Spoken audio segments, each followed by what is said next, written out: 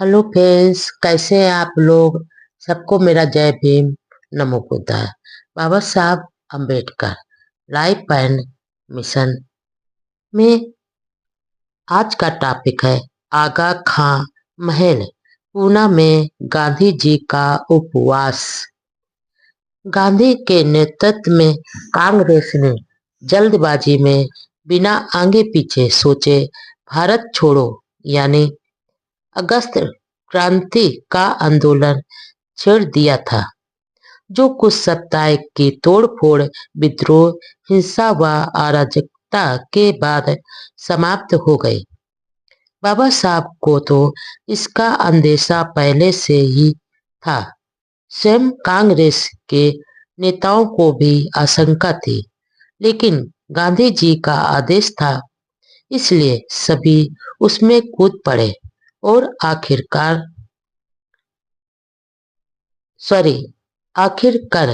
असफल हुए। गांधी जी ने इस असफलता को अनुभव करते हुए 10 फरवरी 1943 को पुणे के आगा खां महल में 21 दिन का उपवास शुरू कर दिया। दरअसल वह उन दिनों आगा खां महल में ब्रिटिश सरकार की ओर से उन्हें नजरबंद रखा गया था और राजनीतिक प्रेक्षकों का ऐसा मानना था कि इससे उन्होंने दुनिया की नजरों व खबरों में आकर नजरबंदी से मुक्त होने का दावा खेला था। देश में गांधी जी के इस हथियार का जोरदार असर हुआ। पूंजीपतियों के अखबारों ने भी इस मुद्दे को खूब उछाला। फिर क्या था, देश के कोने कोने से गांधी जी को नजरबंदी से मुक्त करो और गांधी जी को बचाओ की आवाजें उठने लगी। यही नहीं, वायसराय की एग्जीक्यूटिव काउंसिल के सदस्यों पर त्यागपत्र देने के दबाव पड़ने लगे। इस कारण सदस्यों में माधवराव अणे, होमी मोदी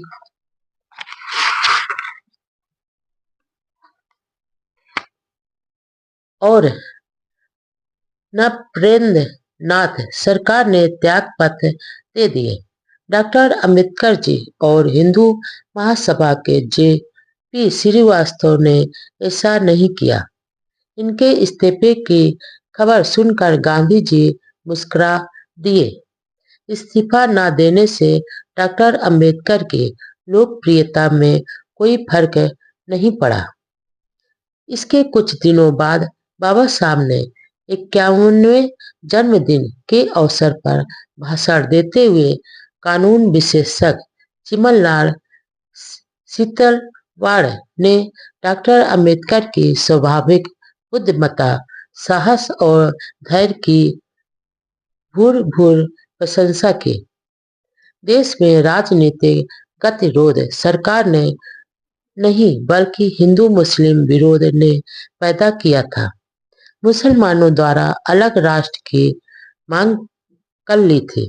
आखिर उपवास के बाद स्वास्थ्य कारणों से गांधी जी को आगा खां महल पूना से रिहा कर दिया गया। पूना से वह पंचगनी चले गए। लेबर मिनिस्टर के रूप में बाबा साहब दिन रात मजदूरों के कल्याण की योजनाएं बनाने तथा कानून के जरिए सुविधाएं दिलाने की भरसक कोशिश कर रहे थे, क्योंकि वह मजदूरों की पीड़ाओं से अच्छी तरह से वाकिफ थे। स्टैंडिंग लेबर कमेटी के सदस्य बाबा साहब पहले से ही थे। 7 मई 1943 को डॉक्टर अंबेडकर की अध्यक्षता में स्टैंडिंग लेबर कमेटी की मीटिंग हुई। इसमें मजदूर, सरकार व मालिक सबके प्रतिनिधि थे। इस मीटिंग में एक महत्वपूर्ण विषय पर चर्चा हुई, वह यह कि युद्ध सामग्री बनाने का काम करने वाले कारखाने में व उद्योग केंद्रों में मजदूर प्रबंध कमेटियां बनाई जाए, जैसे कि ब्रिटेन व अमेरिका में ऐसी व्यवस्था थी। दूसरा मुद्दा एम्प्लॉयमेंट ऑफिस स्थापित करना था। इसका मकसद अलग अलग सरकारी योजनाओं के तहत शिक्षा प्राप्त करने वाले तकनीकी या गैर कानूनी कामगारों को काम दिलाना, ताकि ट्रेनिंग लेने के बाद उन्हें बेरोजगार के रूप में भटकना नहीं पड़े। कमेटी की अगली बैठक 6-7 सितंबर 1943 को दिल्ली में डॉक्टर अंबेडकर की अध्यक्षता में हुई। इस बैठक में मजदूरों की सामाजिक सुरक्षा के लिए योजनाबद्ध नीति अपनाने की सिफारिश की गई। महान समाज सुधारक महादेव गोविंद रानडे की जन्म शताब्दी समारोह के तहत 19 जनवरी 1943 को पुणे के गोखले इंस्टीट्यूट ऑफ इकोनॉमिक्स में एक बड़ी सभा हुई, जहां बाबा साहब ने जो भाषण दिया वह अब तक के दिए भाषणों में विशेष महत्व का था। उन्होंने शुरू में महापुरुषों की महानता के मूल्यांकन के आधार का वर्णन किया। रानडे के संबंध में कहा कि वह हर लिहाज से श्रेष्ठ पुरुष थे। उन्होंने सारे जिंदगी सामाजिक अन्याय के खिलाफ संघर्ष में गुजारी थी और हिंदू समाज में सामाजिक न्याय के लिए चेतना पैदा कर सामाजिक लोकतंत्र की स्थापना में निरंतर प्रयास करते रहे। रानडे की तुलना गांधी व जिन्ना के साथ करते हुए डॉक्टर अंबेडकर ने कहा कि गांधी व जिन्ना के मुकाबले में ऐसा कोई अहंकारी नजर नहीं आता है। इनके लिए खुद का गुणगान, महत्व व अधिकार बढ़ाना ही सब कुछ है और देश की समस्या तो खेल के एक प्यादे के समान है। दोनों ही चापलूसी करने वाले लोगों से स्तुतियां सुनकर मग्न हो जाते हैं और अपने आप को दोषों से मुक्त तथा अमर होने का दावा करते हैं। डॉक्टर अंबेडकर ने कहा कि भारत में पत्रकारिता एक मिशन होता था, लेकिन अब अखबार चलाना एक व्यापार हो गया है। कांग्रेस समर्थक अखबारों में तो इनके नेताओं के झूठे गुणगान के सिवा कुछ नहीं होता। अंत में कहा कि किसी महापुरुष या नेता के प्रति सम्मान जताना, प्रशंसा करना एक अलग बात है, लेकिन अपने नेता का अनुसरण करना दूसरी बात है। बाबा साहब का यह लंबा भाषण कुछ दिनों बाद रानडे गांधी और जिन्ना के नाम से किताब के रूप में सामने आया और अन्य ग्रंथों की तरह यह भी खूब चर्चित रहा। इस पुस्तक में डॉक्टर अंबेडकर ने आगे लिखा, मैं अत्याचार, अन्याय और झूठे दिखावे, ढोंग और छल कपट से घृणा करता हूँ और मेरी घृणा की चपेट में वे सारे लोग आ जाते हैं जो इन बुराइयों से ग्रस्त हैं।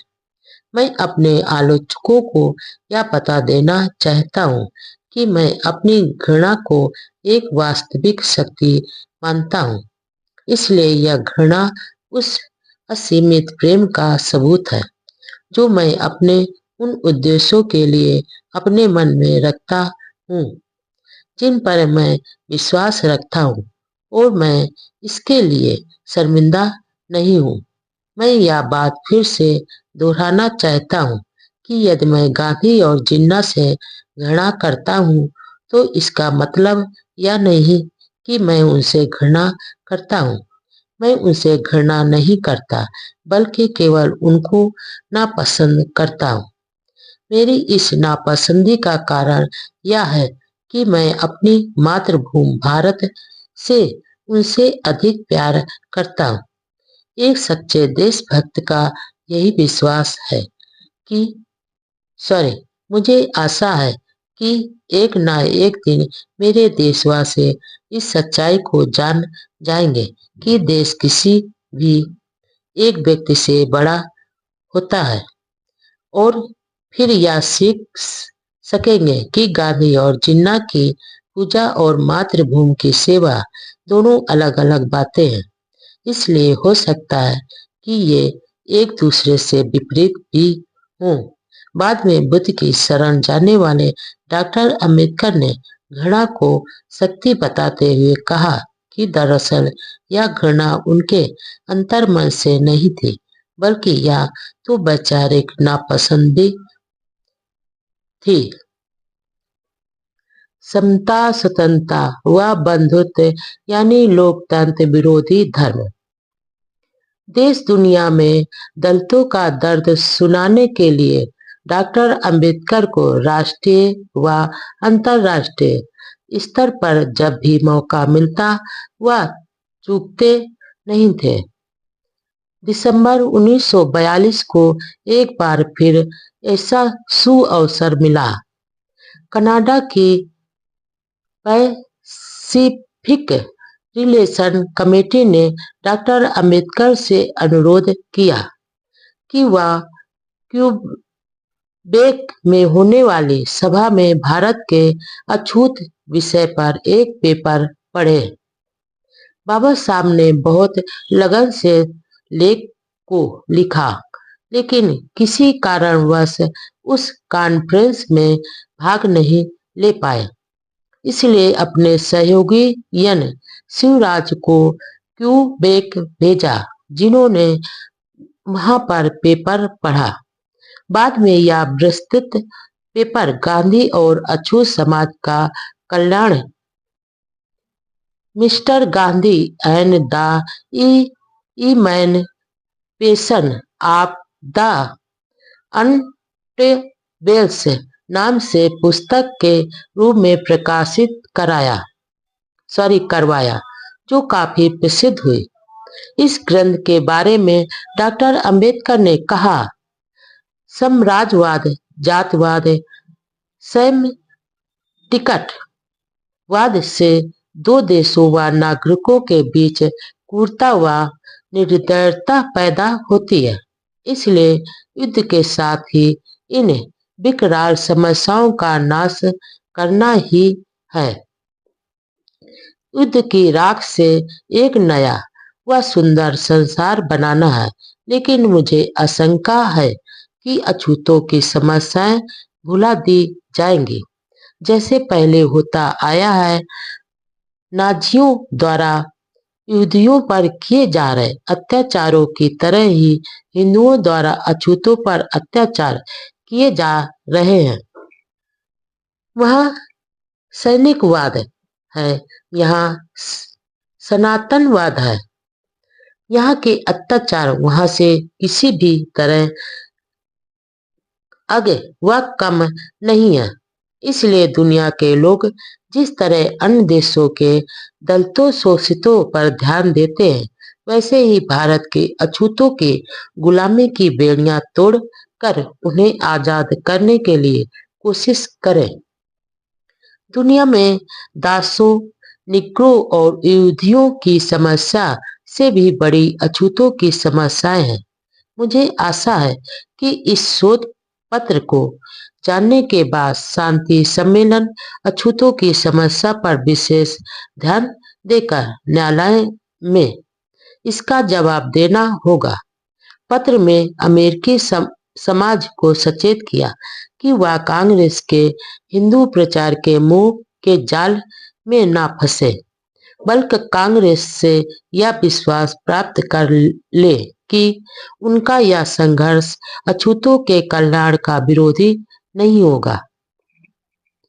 इस विस्तृत रिसर्च पेपर में कहा गया कि अनुसूचित जातियों के लोग हिंदुओं से अलग हैं, इसलिए वे किसी ऐसे समाधान को स्वीकार नहीं करेंगे जिसमें इनकी मांगें शामिल नहीं की जाएंगी।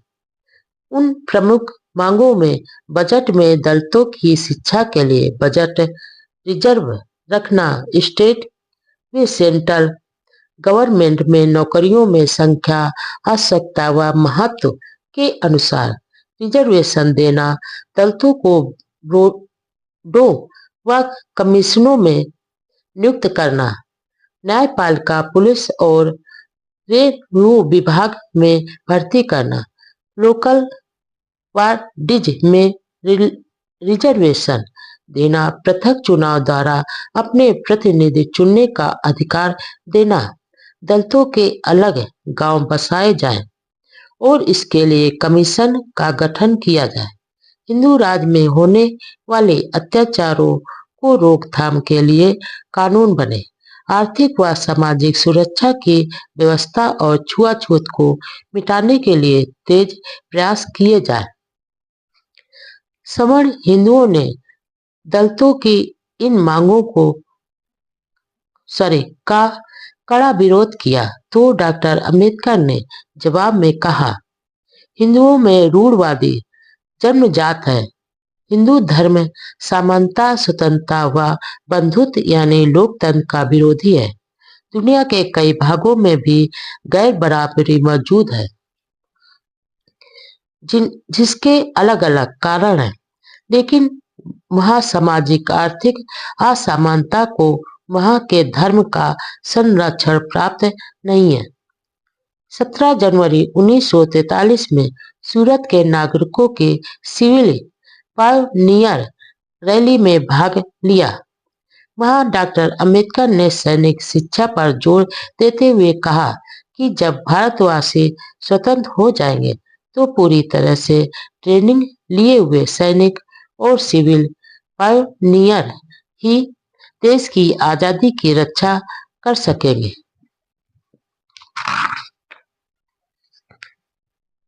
डॉक्टर अंबेडकर सूरत से वापस बंबई आए। वहां रामचंद्र भट्ट हाई स्कूल में मराठा और अन्य जाति धर्म के लोगों द्वारा डॉक्टर अंबेडकर का सम्मान किया गया। इस स्वागत समारोह में उन्होंने कहा, बंबई और मद्रास प्रांत में लगभग 20 साल तक गैर ब्राह्मण पार्टियों की सरकारें रही, लेकिन वे नाकामयाब रही क्योंकि उन्होंने अपने चहेतों को सरकारी नौकरियों में घुसाने के सिवा कुछ नहीं किया। साधारण जनता, मजदूर, किसान वर्ग के समर्थन से जीती सरकारों ने इन वर्गों की समस्याओं की ओर कोई ध्यान नहीं दिया। विडंबना तो यह है कि जिन लोगों को उनके प्रयासों से नौकरियां मिली, वे भी सुविधाओं की चकाचौंध में अपने दुखी समाज को भूल गए, जबकि किसान, मजदूर व समान लोग उन्हें सहयोग देते थे। यही नहीं, दूसरों की तरह घमंडी भी हो गए। पश्चिमी देशों में लोकतंत्र इसलिए असफल रहा क्योंकि वह परंपरावादी, रूढ़वादी लोगों के हाथों में था। यदि भारत में अल्पसंख्यक ब्राह्मणों के हाथों में सत्ता आई तो देखना, इस देश की दशा भी वैसे ही होगी। उन्होंने आगे बताया कि किसी राजनीतिक पार्टी की सफलता के लिए 3 बातें बहुत जरूरी हैं। पहली बात यह है कि उस पार्टी के नेता दूसरी पार्टियों के नेताओं के बराबर महानता के स्तर के हों, ताकि विरोधी नेता के आगे कमजोर न पड़ जाए। दूसरी बात यह है कि वह अनुशासित संगठन को, तथा तीसरी बात यह है कि उस पार्टी के सरल व स्पष्ट कार्यक्रम हो। यदि भारत में लोकतंत्र को सफल बनाना है तो उसे रूढ़वादी लोगों के हाथों से बचाना जरूरी है। 18-19 जुलाई को ऑल इंडिया डिफेंस क्लास की ओर से नागपुर के मॉल पार्क में एक सम्मेलन का आयोजन किया गया। हजारों लोग शामिल हुए और गगनभेदी नारों के साथ डॉक्टर अंबेडकर का सम्मान किया। इस सभा में पंजाब, बंगाल और मद्रास प्रांत के कई कार्यकर्ता और नेता भी शामिल हुए। अध्यक्षीय भाषण में एन शिवराज ने डॉक्टर अंबेडकर को वारसराय के एग्जीक्यूटिव काउंसिल में लिए जाने की बधाई दी और कहा कि इससे जनता की सेवा का एक नया रास्ता खुल गया। कॉन्फ्रेंस से लेकर क्रिप्स योजना तक के सारी घटनाओं की चर्चा की। उन्होंने कहा कि क्रिप्स स्कीम गरीब उपेक्षित वर्ग के साथ धोखा है। मुस्लिम लीग द्वारा पाकिस्तान मांग के बारे में उन्होंने कहा कि जब जिन्ना मुसलमानों को अल्पसंख्यक कहते थे तो देश के सिख, ईसाई, अछूत, फारसी अल्पसंख्यक सभी साथ मिलकर संघर्ष करते थे। लेकिन जिन्ना ने मुसलमानों को अलग राष्ट्र माना है तो मजबूर होकर सभी को अलग अलग संघर्ष करना पड़ रहा है। अब यह भी हो सकता है कि हक के लिए कभी अछूतों को मुसलमानों के खिलाफ संघर्ष करना पड़े। डॉक्टर अंबेडकर ने इस बात पर संतोष जताया कि अछूतों में जागृति आई है, अब हर क्षेत्र में प्रगति कर रहे हैं। शिक्षा में भी कुछ आगे बढ़े हैं। अछूत महिलाओं में भी जागृति और हिम्मत पैदा हुई है। तेजी से आ रही जागृति व प्रगति के लिए हम सभी को गौरव महसूस करना चाहिए। अब मुसलमानों की तरह अछूत भी राजनीति में हिंदुओं से अलग स्वतंत्र मांग है। इसलिए हमें अलग राजनीतिक अधिकार मिलने चाहिए। गांधी जी हमारे बड़े विरोधी हैं। वायसराय के एग्जीक्यूटिव काउंसिल में अछूत समाज को जो प्रतिनिधित्व मिला है उस पे समता, स्वतंत्रता व बंधुत्व के विचारों का विरोध करने वाले ब्राह्मणवाद की छाती पर मानो खूंटा ठोक दिया है। डॉक्टर अंबेडकर ने सेकेंड वर्ल्ड वॉर में ब्रिटेन के समर्थन की घोषणा की और कहा कि यह विश्व युद्ध तानाशाही और लोकतंत्र के बीच लड़ा जा रहा है। यह तानाशाही किसी भी नैतिक आधार पर नहीं है, बल्कि वंश, रंग, भेद के अभिमान पर ही नाजीवाद मनुष्य के भविष्य के लिए एक खतरा है। दुनिया में लोकतंत्र के कारण मानव का आपस में रिश्ता जुड़ा हुआ है। इसलिए लोकतंत्र के बचाव के लिए हर तरह के प्रयासों को स्वीकार करना चाहिए। यदि लोकतंत्र खत्म हो गया तो भविष्य का भी विनाश हो जाएगा।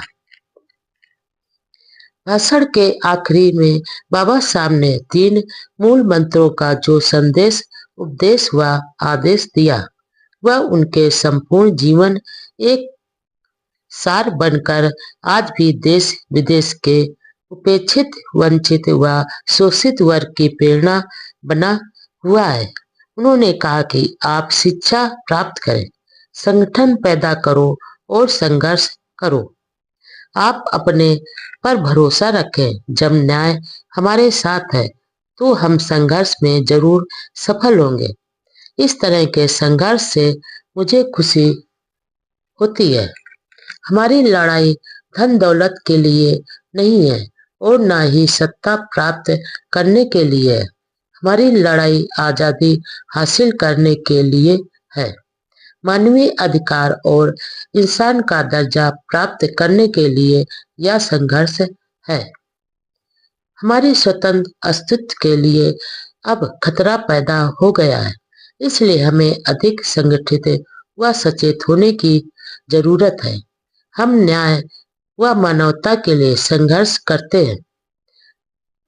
अपने मेरे प्रति जो सम्मान, आत्मीयता व समर्पण की भावना व्यक्त की है उसके बदले में मैं आपसे आश्वासन चाहता हूँ कि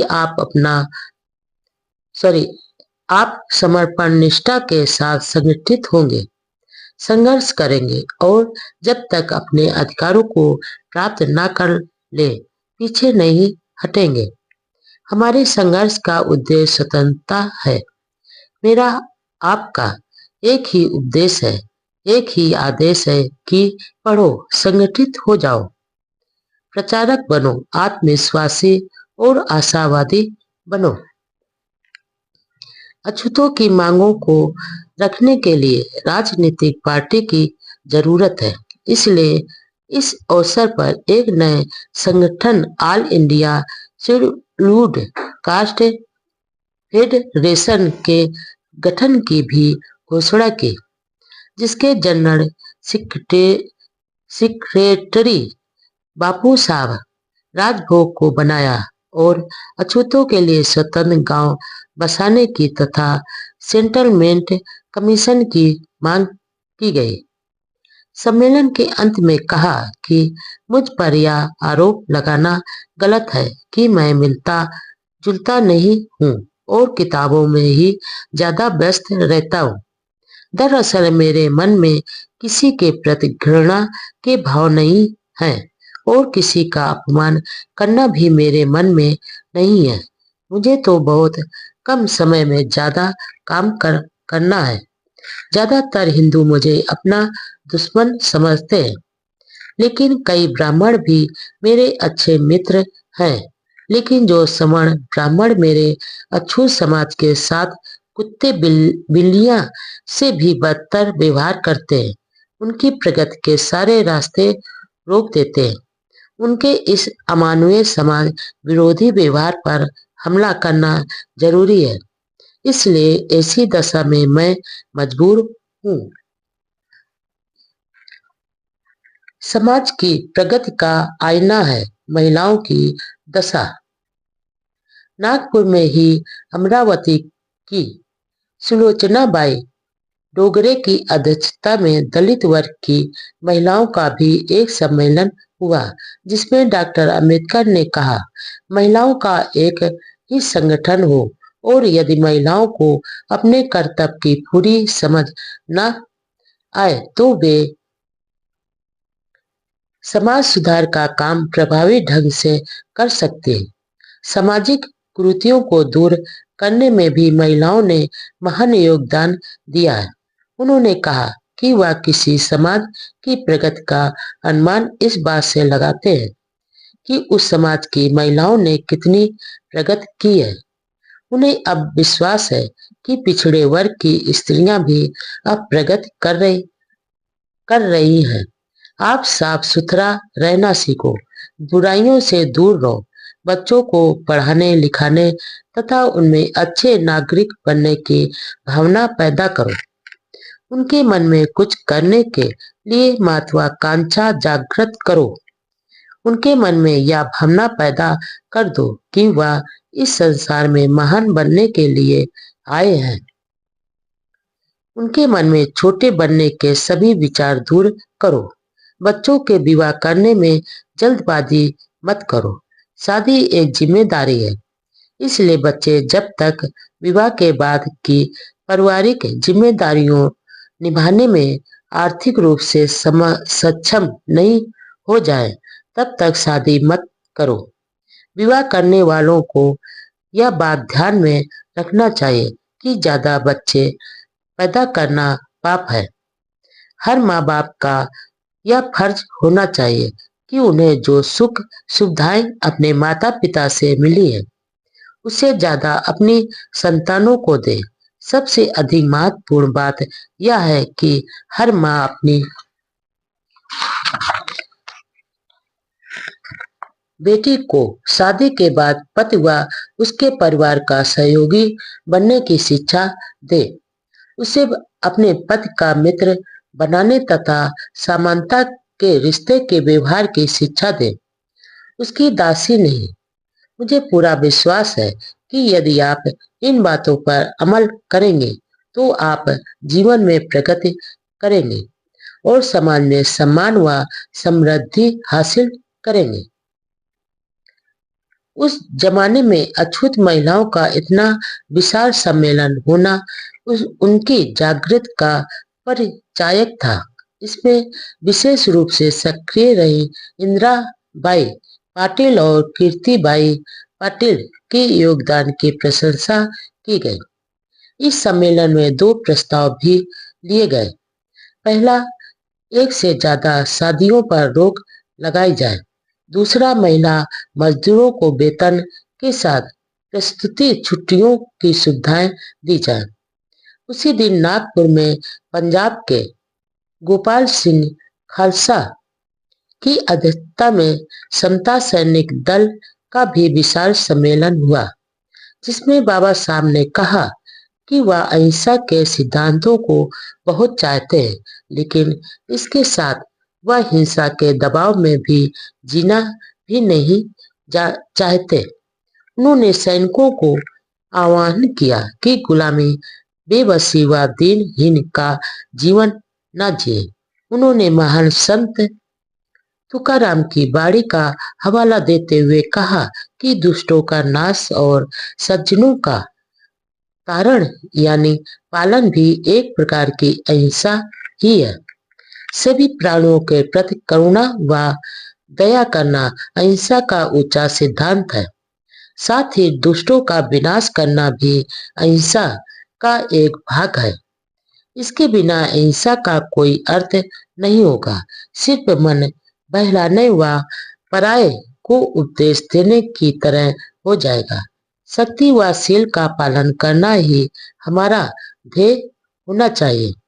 हालांकि बाबा साहब ने 1956 में बौद्ध धर्म को अंगीकार किया, लेकिन व्यवहार में वह बहुत पहले से ही बुद्ध के अनुयायी बन चुके थे।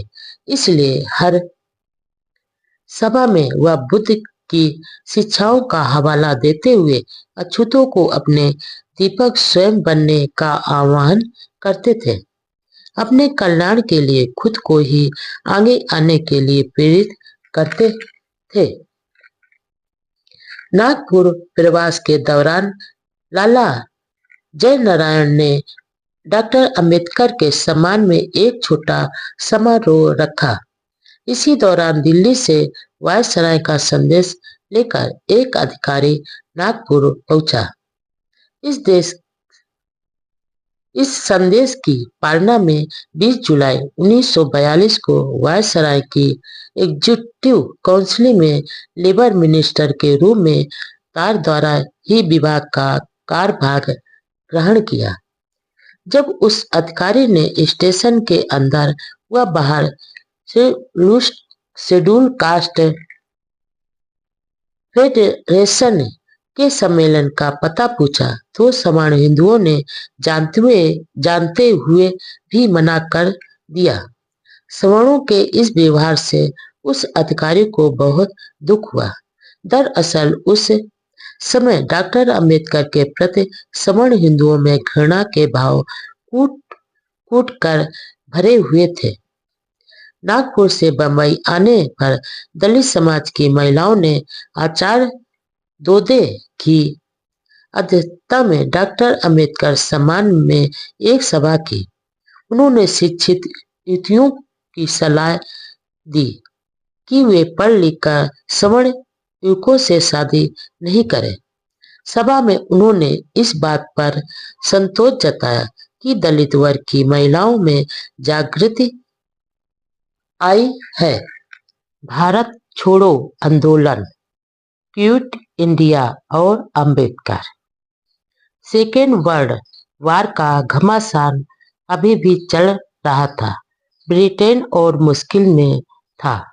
इधर भारत में इंडियन नेशनल कांग्रेस ने 14 जुलाई 1942 को भारत छोड़ो आंदोलन के लिए प्रस्ताव पास किया, जिसमें भारत से ब्रिटिश सरकार के तुरंत हटने पर जोर था।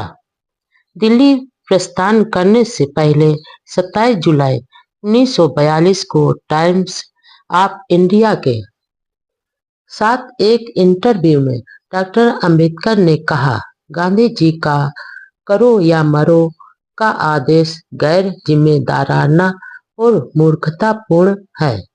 यह कांग्रेस की गिरती हुई साख को संभालने की कोशिश मात्र है। इधर विश्व युद्ध चल रहा है। बर्बर लोग भारत पर कब्जा करने के नियत से भारत की सीमा के नजदीक तक आ चुके हैं। ऐसी विकट स्थिति में देश में कानून व्यवस्था को कमजोर करना पागलपन है और यदि विश्व युद्ध में लोकतंत्र की जीत हुई तो भारत की आजादी में कोई रुकावट नहीं डाल सकेगा। इसलिए भारत द्वारा युद्ध में भाग लेने का विरोध करना भारत के साथ देशद्रोह की तरह है। बाबा साहब ने सभी देशभक्त वासियों को अनुरोध किया कि वे अपनी पूरी शक्ति व साधनों के साथ कांग्रेस के असहयोग आंदोलन का विरोध करें।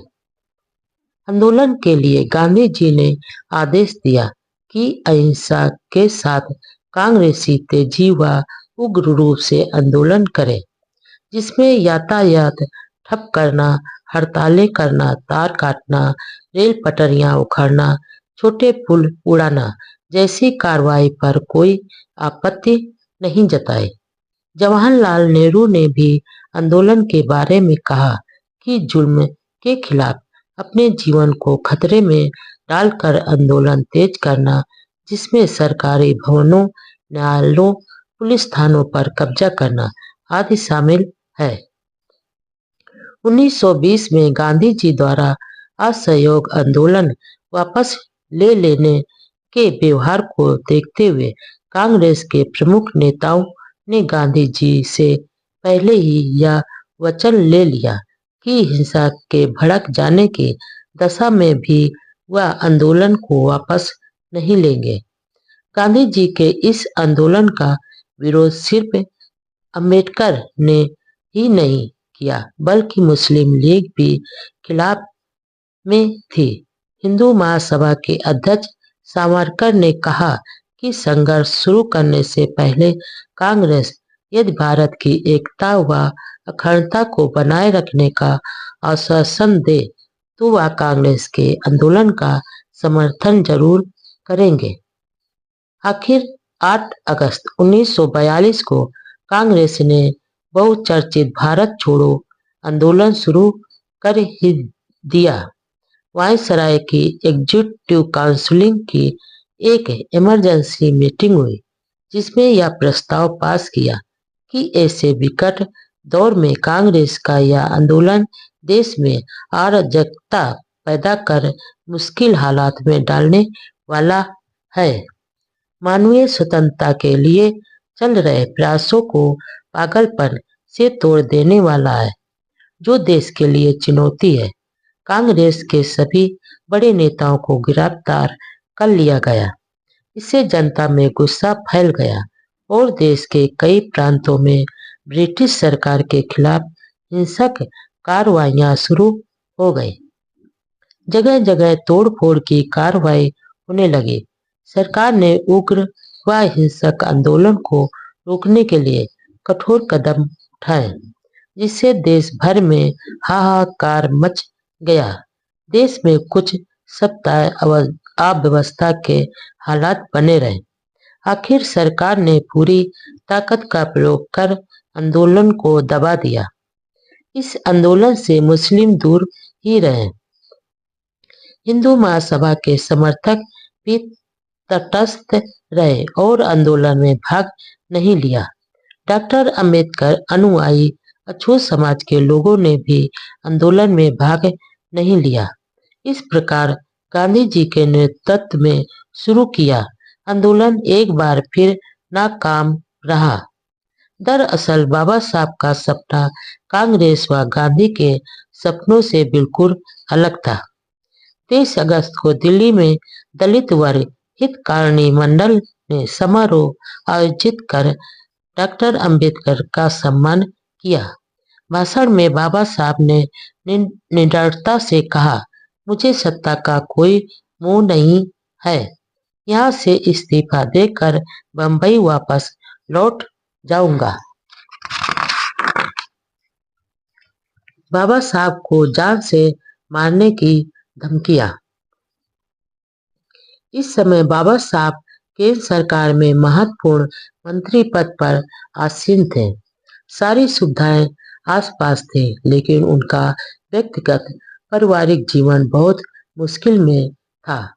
आए दिन होने वाले धार्मिक, सामाजिक और अब राजनीतिक घटनाओं के कारण इन क्षेत्र के कट्टरपंथी, रूढ़वादी व राजनीतिक विरोधी डॉक्टर अंबेडकर के जानी दुश्मन बन गए थे।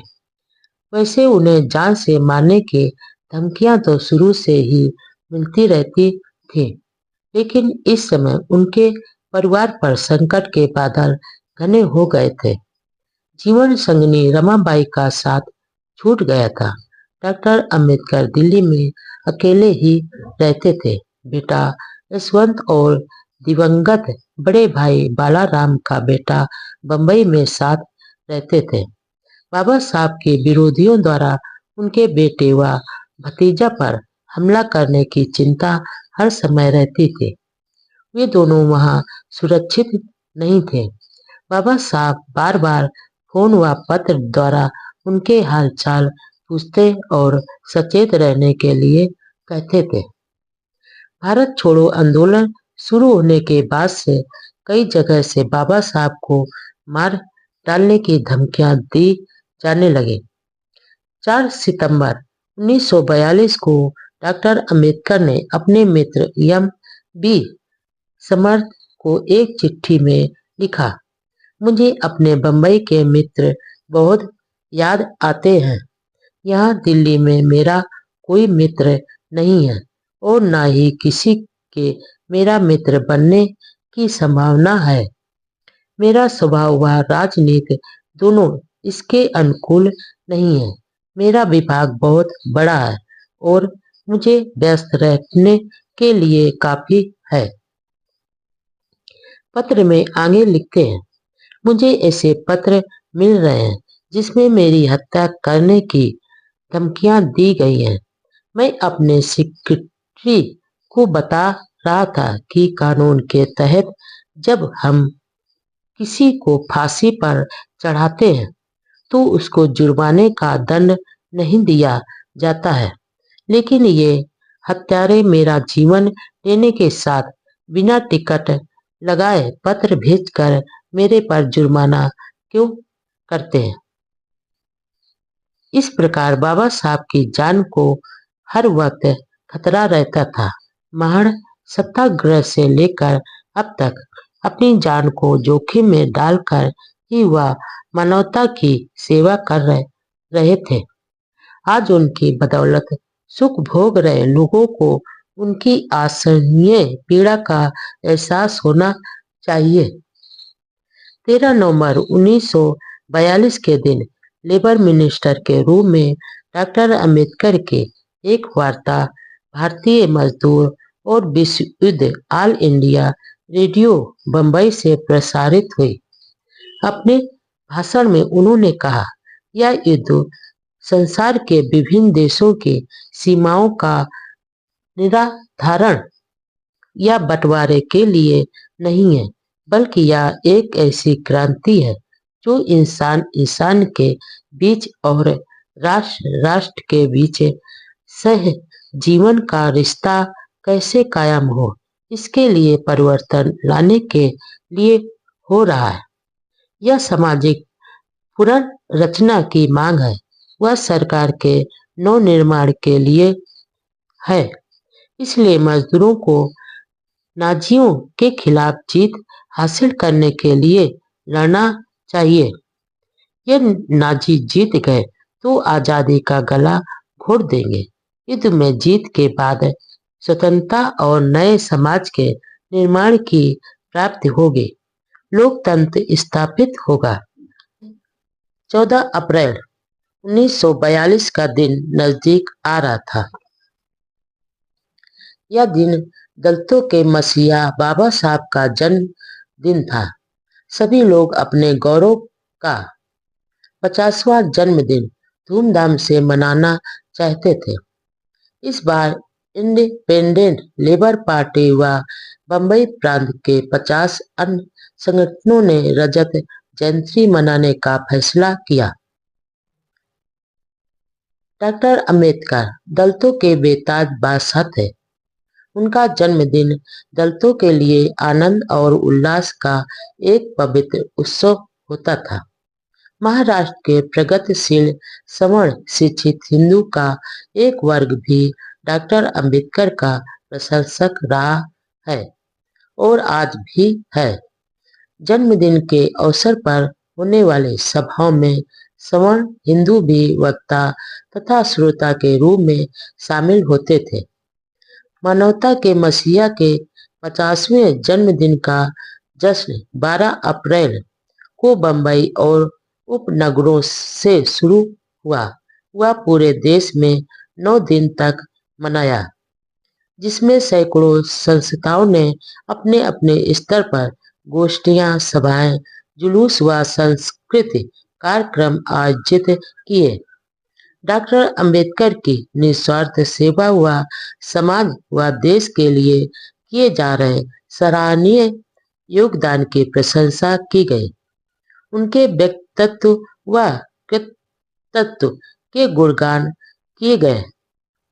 पुणे में एक विशाल जुलूस निकालकर खुशियां बांटे गए। वहां शनिवार वाड़ा में एक बड़ी सभा में एमसी राजा राजभोज के भाषण हुए। अध्यक्षता प्रोफेसर भाटे ने की। सभा में सभी ने बाबा साहब के योगदान का आभार जताया तथा उनके सुखमय व दीर्घायु जीवन की कामना की। पुणे नगर पालिका के हाल के आयोजित सभा में पालिकाध्यक्ष गणपतराव बलवाड़े ने अध्यक्षता की। सभा में डॉक्टर मोहल्ले पोप लाल शाह चौहान, राजा राम भोले आदि कई वक्ताओं ने बाबा साहब के नेतृत्व, प्रतिभा, त्याग व साहस की सराहना की। सभी ने अपने दिलों के उद्गार व्यक्त किए। जिला लोकल बोर्ड में भी संपन्न हुई। जिला मंडल के अध्यक्ष आवटी ने डॉक्टर अंबेडकर की तस्वीर का विमोचन कर अपने भाषण में कहा, डॉक्टर अंबेडकर की तस्वीर लगाने में जिला मंडल को गर्व हो रहा है। डॉक्टर अंबेडकर केवल दलितों के ही नहीं, भारत के श्रेष्ठ नेताओं में से एक है। उन्होंने अपने त्याग से देश की जनता के दिलों में एक सम्मानजनक स्थान बनाया है। अप्रैल में ही बंबई के पास कल्याण में रूही दास युवक सुधारक संघ की महिला शाखा की सभा में बाबा साहब ने आह्वान किया कि अछूत समाज अपने उद्धार के ध्येय से निर्वाचित न हुए। समाज व देश के लिए योगदान की चारों ओर सराहना। जन्मदिन समारोह का मुख्य कार्यक्रम 19 अप्रैल को बंबई की चौपाटी में डॉक्टर एम.आर. जयकर की अध्यक्षता में हुआ। बंबई शहर के हर कोने से भीम के दीवानों की टोलियां गाते नाचते गाजे बाजे के साथ चौपाटी में पहुंची। अपने स्वागत भाषण में षड्यंत्री समारोह समिति के अध्यक्ष आचार्य दोदे ने अपने भाषण में कहा कि डॉक्टर अंबेडकर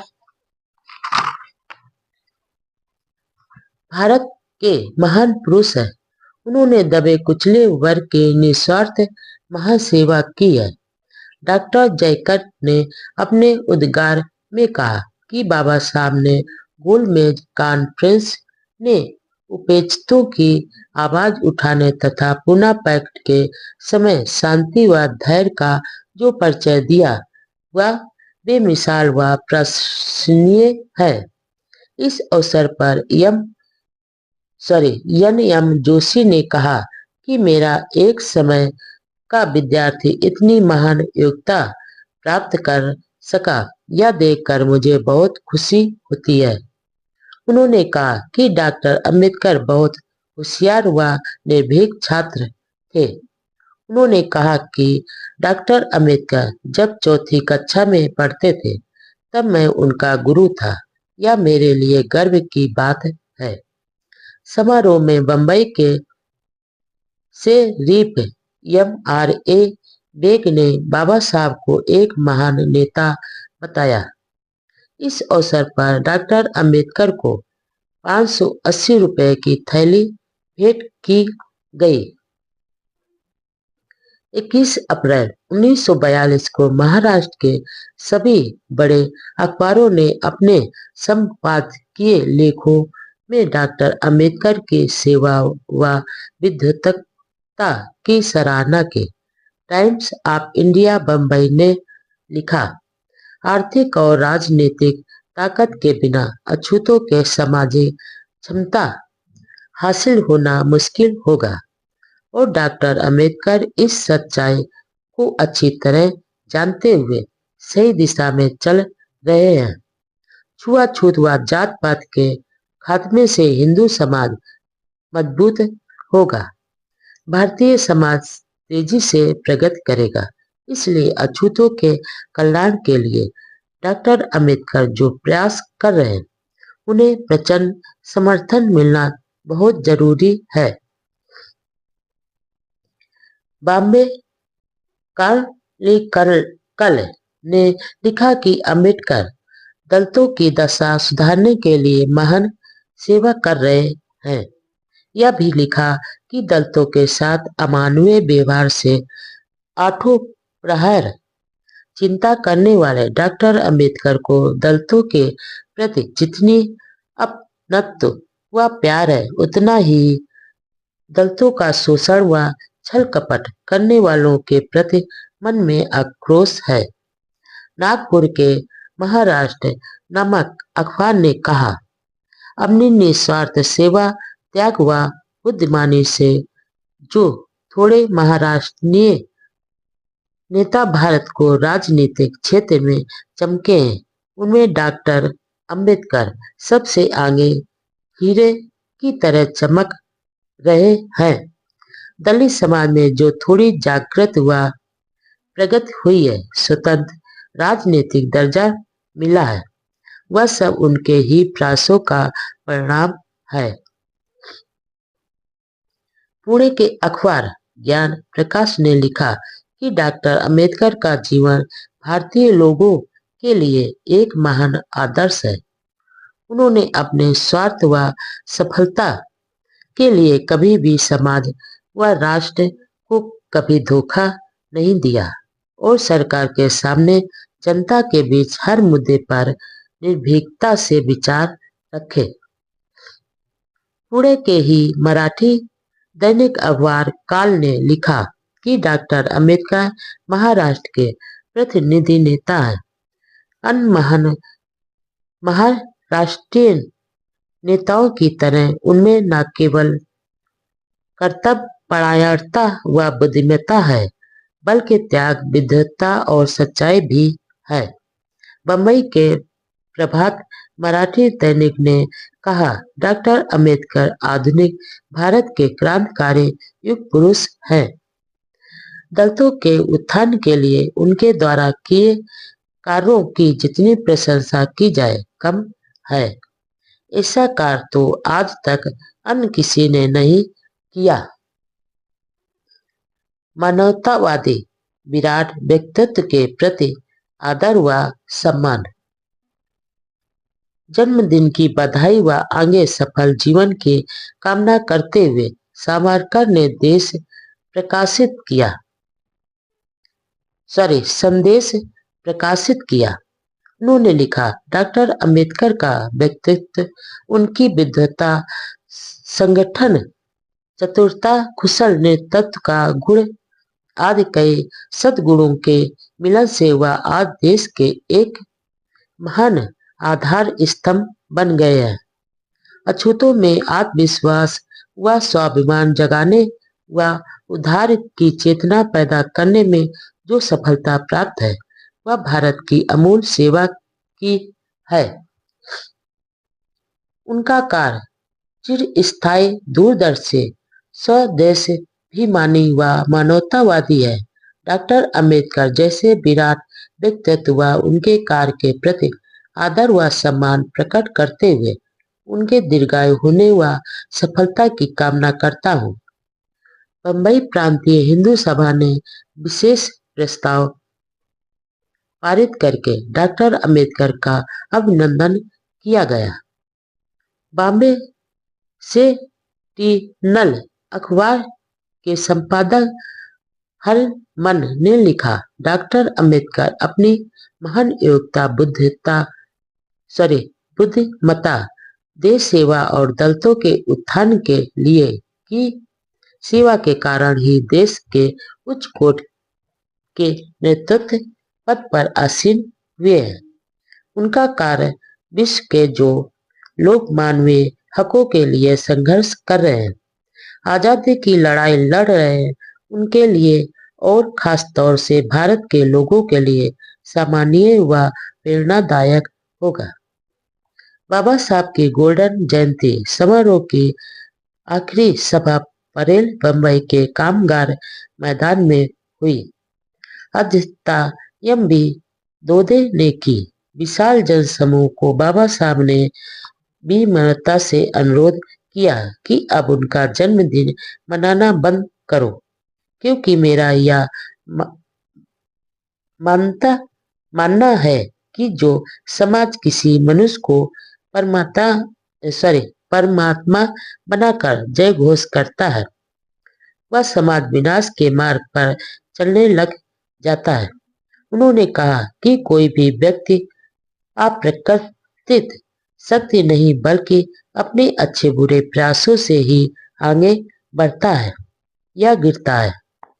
नेता योग्य हो तो उनके प्रति आदर प्रकट करने में कोई हर्ज नहीं है, लेकिन मनुष्य को परमात्मा बनाकर पूजना विनाश का मार्ग है। इसमें नेता के साथ उनके अनुयायियों का भी पतन होता है। इसलिए मेरा अनुरोध है कि मेरा जन्मदिन मनाने की प्रथा बंद कर दी जाए। उन्होंने आगे कहा कि अछूतों की राजनीतिक, सामाजिक व आर्थिक दशा में कुछ सुधार तो अवश्य हुआ है, लेकिन अभी बहुत कुछ करना बाकी है। हिंदू समाज में उन्हें अभी तक बराबरी का दर्जा नहीं मिला, इसलिए दलितों का संघर्ष जारी रहेगा। महर व नासिक के आंदोलन सामाजिक बराबरी व स्वाभिमान के लिए किए गए संघर्ष थे। अपने ओजस्वी भाषण में बाबा साहब ने ब्रिटिश सरकार को चेतावनी देते हुए कहा कि अछूत समाज हर ऐसी योजना का कड़ा विरोध करेंगे जिसमें उनके मानवीय अधिकारों को स्वीकार नहीं किया जाएगा। साथ में उन्होंने हिंदू समाज को भी आगाह किया, यदि अछूतों को बराबरी का हक देने को तैयार हैं तो अछूत उनके हर संघर्ष का साथ देगा।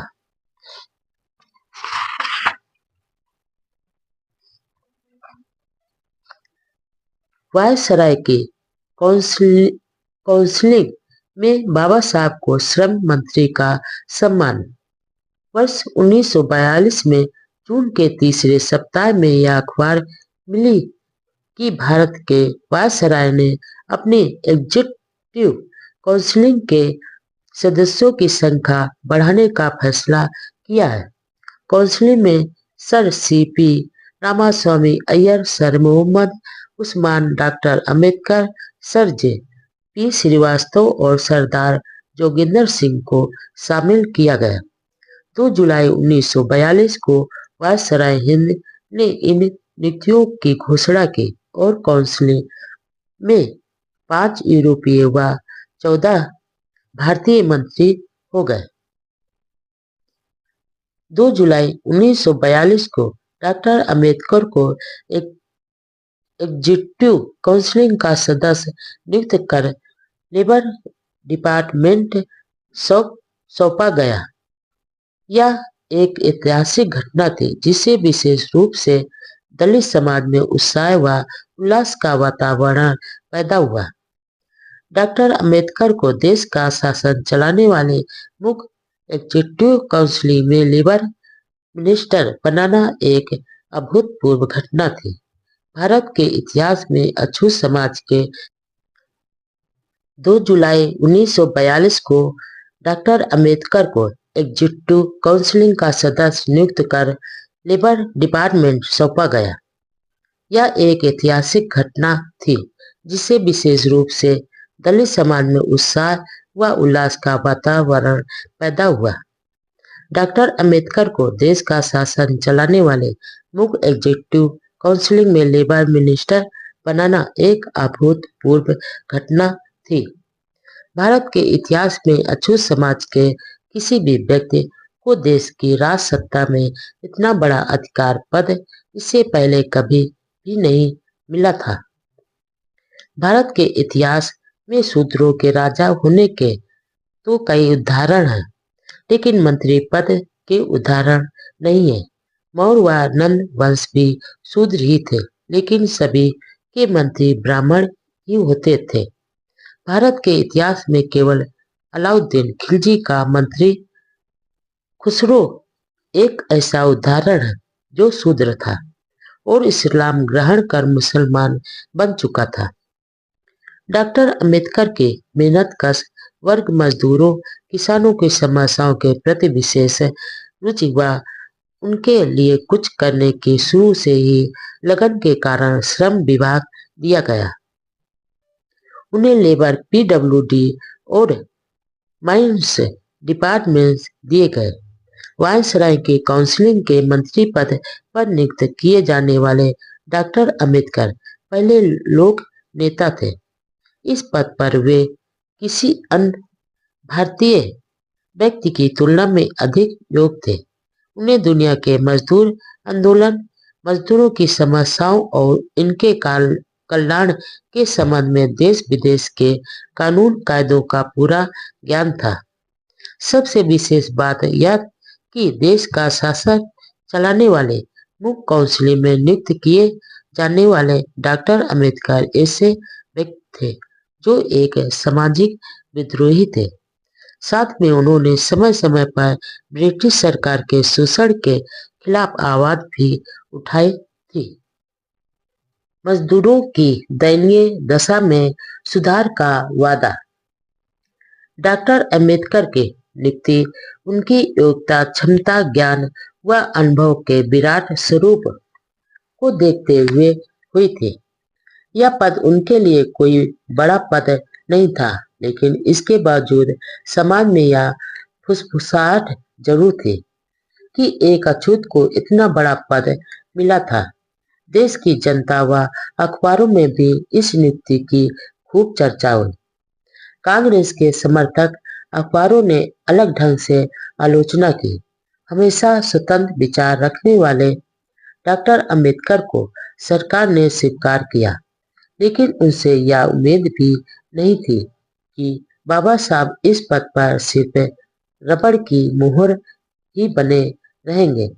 टाइम्स ऑफ इंडिया ने लिखा कि देश के इतिहास में यह पहला अवसर है कि भारतीय सरकार के कार्यकारिणी समिति में एक अछूत को लिया गया है। संडे स्टैंडर्ड अखबार ने कहा कि डॉक्टर अंबेडकर को मंत्री पद मिलना उचित ही है, क्योंकि उनका सारा जीवन गरीबों और मजदूरों के हित के लिए व्यतीत हुआ है। इस गौरवशाली नियुक्ति पर डॉक्टर अंबेडकर को देश विदेश से ढेरों बधाई संदेश मिले। बधाई भेजने वालों में वीर सावरकर, सर तेज बहादुर, सरफू लोकनायक, अन्य सर सुल्तान अहमद, महाराजा बीकानेर, बम्बई के जज चिमन्ना लाल, सितलावाड़ राय बहादुर, एमसी राजा आदि प्रमुख थे। 5 जुलाई 1942 को doctor Ambedkar national defence council की बैठक में भाग लेने के लिए बम्बई से दिल्ली पहुंचे। इसमें भाग लेने के बाद 11 जुलाई को बम्बई लौटे। बम्बई पहुंचने पर उनके मित्रों और शुभ चिंतकों ने 15 जुलाई को रेडियो क्लब बम्बई में एक शानदार दावत दी। उसमें आचार्य दोदे व अन्य मित्रों ने डॉक्टर अंबेडकर द्वारा चलाए संघर्ष का बखान किया और उन्होंने जो कष्ट भोगे उसका मार्मिक वर्णन किया। सभी ने आशा व्यक्त की कि डॉक्टर अंबेडकर दलित वर्ग को गुलामी से मुक्त कर भारतीय मजदूरों की दयनीय दशा में सुधार के लिए हर संभव कोशिश करेंगे। वह अपने भाषण में डॉक्टर अंबेडकर ने कहा, उनका जन्म एक साधारण गरीब परिवार में हुआ, गरीबी में बड़ा हुआ, गरीबों के साथ रहा। मैं उनकी ही तरह खुली जमीन पर टाट के बिस्तर पर सोया हूँ और फटे कपड़े पहने हैं। मैंने गरीबी के दुख व कठिनाइयां देखी ही नहीं बल्कि भोगी भी है। उन्होंने कहा कि दबे कुचले लोगों और उनके मित्रों के लिए दिल्ली में उनके मकान के दरवाजे हमेशा खुले रहेंगे और मंत्री पद के अधिकार मिलने के बाद भी उनके व्यवहार में कोई फर्क नहीं पड़ेगा। बम्बई पहुंचने के दूसरे दिन इंडिपेंडेंट लेबर पार्टी और बम्बई म्यूनिसिपल लेबर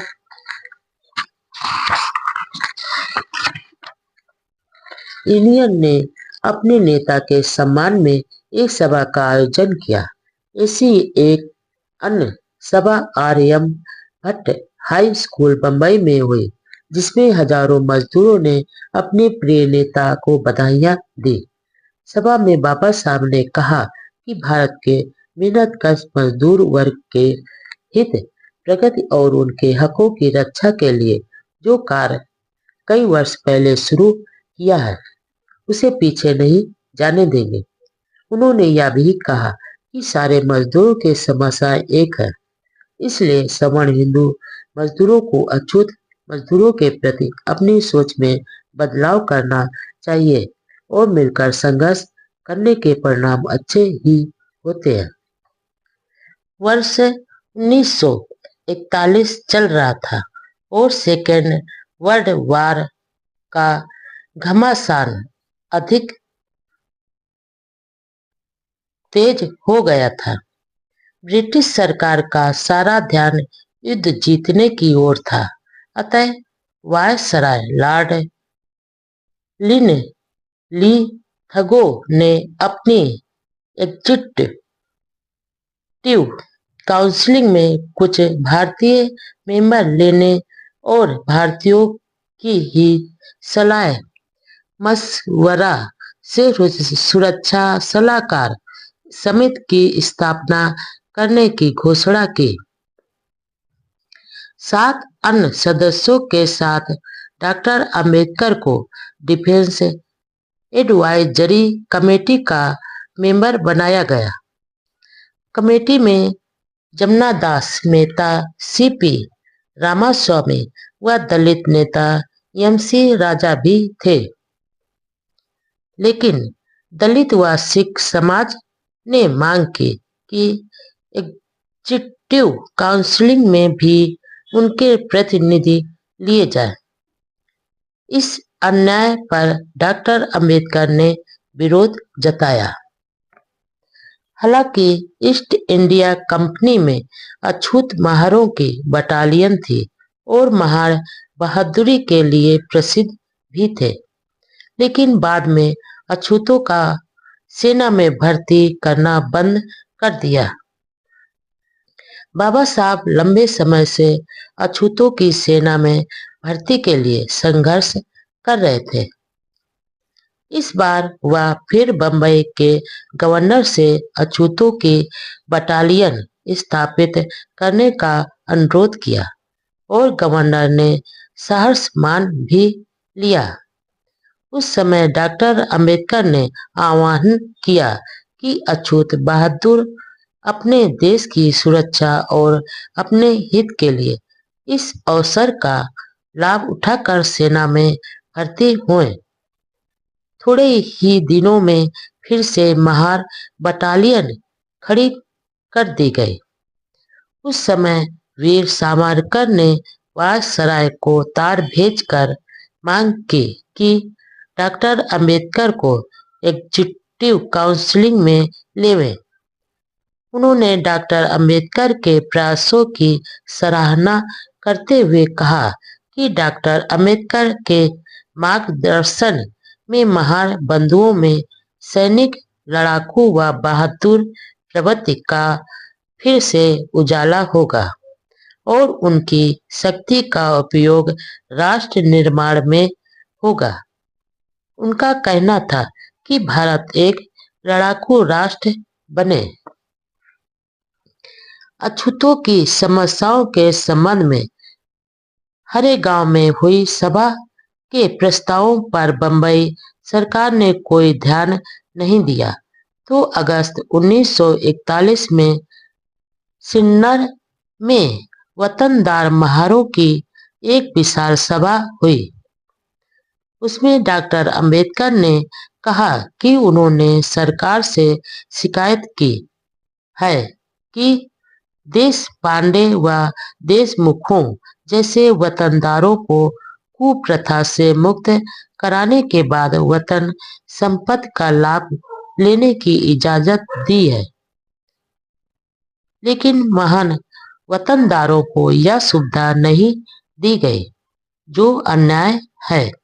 यदि सरकार ने अधिक लगाए गए टैक्स को वापस नहीं लिया तो महार उस समय तक सरकार के साथ असहयोग करेंगे।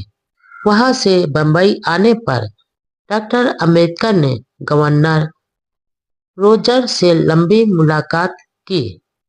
सिन्नर सम्मेलन में डॉक्टर अंबेडकर के भाषण में सरकार को दी गई चेतावनी व घोषणा की खबर बंबई के अखबारों में प्रमुखता से छपी।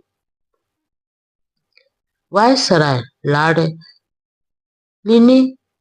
लिथगो उन दिनों बंबई में ही थे और उन्होंने भी खबर को ध्यान से पढ़ा। उन्हें बंबई के गवर्नर को डांट पिलाई कि अछूतों की जायज मांग न मानकर अनावश्यक रूप से अछूतों को सरकार के विरोध में खड़ा कर दिया। इसका अवसर यह हुआ कि अगले ही दिनों में बंबई सरकार ने महारों पर ज्यादा टैक्स का वह आदेश वापस ले लिया और बाबा साहब की जीत हुई। इसके बाद कई सभाओं में डॉक्टर अंबेडकर ने अछूतों को सेना में भर्ती होने पर जोर दिया। युवकों को सेना अधिकारियों की परीक्षाओं में भाग लेकर सेना अधिकारी बनने का भी आह्वान किया। उन दिनों वह एक नई पुस्तक हिंदुओं ने हमारे साथ क्या बर्ताव किया लिखनी शुरू की। प्रकाशन के लिए एक अमेरिकी प्रकाशक से बात भी हुई। आखिर यह पुस्तक 1945 में प्रकाशित हुई। उस समय हालांकि गांधी जी बाहर थे, लेकिन कांग्रेस के अधिकतर नेता जेलों में थे। इधर मुसलमानों ने पाकिस्तान की मांग तेज कर दी। फरवरी 1942 के मध्य में बंबई में एक व्याख्यानमाला के तहत डॉक्टर अंबेडकर की पुस्तक फास्ट ऑन पाकिस्तान पर डॉक्टर अंबेडकर के मित्र और प्रसिद्ध शिक्षाविद आचार्य एम.बी. दोदे के आग्रह पर डॉक्टर अंबेडकर ने बहस का जवाब देते हुए कहा, जो लोग यह मानते हैं कि पाकिस्तान बनना गलत है, तो पाकिस्तान उनके लिए भविष्य में भारी संकट प्रकट होगा। जो कौम अपना इतिहास भूल जाती है, वह इतिहास का निर्माण नहीं कर सकते। भारतीय फौज में से मुसलमानों की संख्या कम कर सेना को एक निष्ठ व सुरक्षित बनाना जरूरी है। अपनी मातृभूमि की सुरक्षा हम करेंगे। लोगों का यह सोचना गलत है कि पाकिस्तान हासिल करने पर मुसलमान पूरे भारत पर अपना साम्राज्य फैला देंगे और हिंदू उनके आगे घुटने टेक देंगे। मैं स्वीकार करता हूँ कि सवर्ण हिंदुओं के साथ कुछ मुद्दों पर मेरा मतभेद व झगड़ा है, लेकिन आपके सामने मैं यह प्रतिज्ञा करता हूँ कि अपने देश की स्वतंत्रता सुरक्षित रखने के लिए अपनी मातृभूमि की रक्षा के लिए मैं अपने प्राणों को भी न्यौछावर कर दूंगा। राष्ट्रभावना से ओतप्रोत भाषण को सुनकर श्रोताओं ने डॉक्टर अंबेडकर के जय घोष से सभा हाल गूंजा दिया। उन्हीं दिनों सर स्टेफर्ड क्रिप्स रूस की सफल यात्रा के बाद लंदन वापस आए थे और यह घोषणा की गई कि भारत की समस्या को हल करने का काम उनको सौंपा गया है। डॉक्टर अंबेडकर ने अपनी योजना तैयार कर सर क्रिप्स को पेश की। चीनी नेता च्यांग काई शेक ने कहा था कि अंग्रेज भारत को तुरंत सत्ता सौंपे। इस पर डॉक्टर अंबेडकर ने कहा कि चीनी नेताओं ने कहा तो है, लेकिन समस्याओं का ठोस समाधान नहीं बताया। ब्रिटिश सरकार को वर्ल्ड वार के खत्म होने के बाद 3 साल के अंदर भारत को डोमिनियन स्टेटस का दर्जा देने का वचन देना चाहिए और यदि भारत की पार्टियां युद्ध बंद होने के बाद 1 साल में सम्मति से कोई योजना पेश नहीं करेंगे और आपस में सहमत नहीं हुए तो भारत की समस्या इंटरनेशनल ट्रिब्यूनल को निर्णय के लिए सौंप दी जाए और ब्रिटेन यह घोषणा करे कि वह इस फैसले को डोमिनियन भारत के संविधान में शामिल करेगा। जिन्ना द्वारा मुसलमानों को 50% प्रतिनिधित्व की मांग पर डॉक्टर अंबेडकर ने कहा यह सरासर गलत मांग है और लॉर्ड लिथगो को जिन्ना की मांग ठुकरा देने पर धन्यवाद दिया। उन्होंने कहा कि इस मांग को मानने से अस्थायी रूप से भी राष्ट्रीय सरकार नहीं बन पाएगी। ब्रिटिश साम्राज्य का सूरज डूबने लगा। युद्ध का घमासान जारी था। युद्ध में जापान ने सिंगापुर हासिल कर ब्रिटिश सरकार को हरा दिया। कहा जाता था कि ब्रिटिश सरकार में कभी सूरज नहीं डूबता, लेकिन हार के कारण ब्रिटेन का सूरज डूबता जा रहा था। युद्ध में हार के कारण चीन व अमेरिका ने भी ब्रिटेन पर दबाव दिया कि वह भारत की राजनीतिक समस्या का जल्दी समाधान करे। ब्रिटेन मुश्किल में था। आखिर मार्च 1942 के तीसरे सप्ताह में विशेष रूप से भारत की समस्या के समाधान हेतु सर स्टेफर्ड क्रिप्स एक योजना के साथ भारत आए। वह कांग्रेस, मुस्लिम लीग, हिंदू महासभा, सिख संस्था और रियासतों के प्रतिनिधियों से अलग अलग मिलकर 29 मार्च 1942 को योजना प्रस्तुत की। डॉक्टर अंबेडकर व एम.सी. राजा भी सर क्रिप्स से 30 मार्च 1942 को मिले। क्रिप्स योजना का सार यह था कि सेकेंड वर्ल्ड वार के खत्म होते ही भारत में संविधान समिति बुलाई जाए तो रियासतों के सहयोग से एक नया संविधान बनाए, लेकिन स्कीम में प्रांतों को भारत यूनियन यानी संघ राज्य में शामिल होने या बाहर रहने का अधिकार दिया जाए और अंत में संविधान समेत ब्रिटिश सरकार के साथ एक समझौता करे। क्रिप्स योजना का नाम स्वभाव निर्णय बताया गया, जिसका मतलब यह था कि प्रांतों को भारतीय संघ से अलग होने का अधिकार है। इसमें 2 राष्ट्र के सिद्धांत थे, लेकिन इसमें अछूतों की पूरी उपेक्षा की गई। यहाँ तक कि डॉक्टर अंबेडकर से राय मशविरा किए बिना अछूतों संबंधी सरकारी विज्ञप्ति प्रकाशित कर दी गई। क्रिप्स योजना के तहत दिए आश्वासनों पर गांधी जी ने कहा, यह डूब रहे सरकारी अधिकोष द्वारा दिया गया अगली तारीख का चेक है। इस योजना को लगभग सभी पार्टियों ने अस्वीकार कर दिया। सावरकर ने कहा, यह भारत के टुकड़े करने वाली योजना है।